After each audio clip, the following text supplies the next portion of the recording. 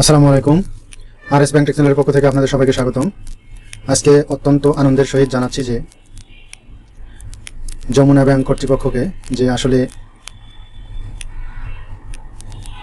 কর্মচারীদের চাকরি স্থায়ীকরণ করেছেন।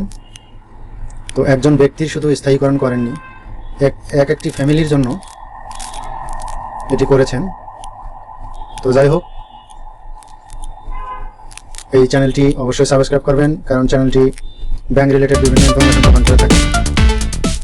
তো যমুনা ব্যাংক লিমিটেড সম্প্রতি চুক্তিভিত্তিক যে কর্মচারীগণ নিয়োগ দিয়েছিলেন, তো কর্মচারীদের উপর সন্তুষ্ট হয়ে স্থায়ীকরণ করেছেন। এর মধ্যে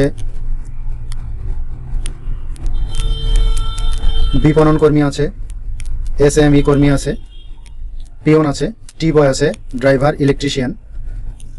তো এনারা অত্যন্ত একটি ভালো কাজ করেছেন, যা প্রতিষ্ঠানের জন্যই মঙ্গলকর। কারণ কর্মচারীরা সুখে থাকলে, সন্তুষ্ট থাকলে প্রতিষ্ঠানের উন্নয়ন ঘটে। এই উপলক্ষে ব্যাংকের কর্পোরেট অফিসে এক অনুষ্ঠানের আয়োজন করা হয়। অনুষ্ঠানের প্রধান অতিথি হিসেবে উপস্থিত ছিলেন যমুনা ব্যাংক লিমিটেড ও যমুনা ব্যাংক ফাউন্ডেশনের চেয়ারম্যান জনাব নূর মোহাম্মদ। অনুষ্ঠানে বিশেষ অতিথি হিসেবে উপস্থিত ছিলেন ব্যাংকের পরিচালক কানুতোষ মজুমদার ও মোহাম্মদ ইসমাইল হোসেন সিরাজি।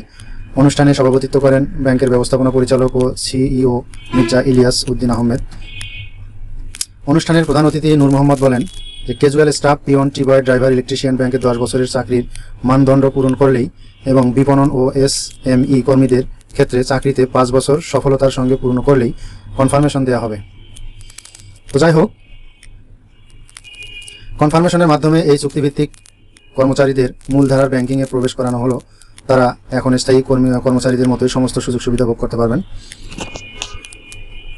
তো বিষয়টি আপনাদেরকে জানালাম। বাংলাদেশে এখনও যে ব্যাংকগুলি অস্থায়ী কর্মচারী আছেন, তাদেরকে ব্যাংকের মেইন স্ট্রিমে আনলে অনেকেই উপকৃত হবেন। তো যাই হোক, একটি প্রতিষ্ঠানের কর্মী সন্তুষ্টি মানেই একটি প্রতিষ্ঠানের সন্তুষ্টি। তো আবারও বলবো, চ্যানেলটি সাবস্ক্রাইব করে সাথে থাকবেন। সবাইকে ধন্যবাদ। আসসালামু আলাইকুম।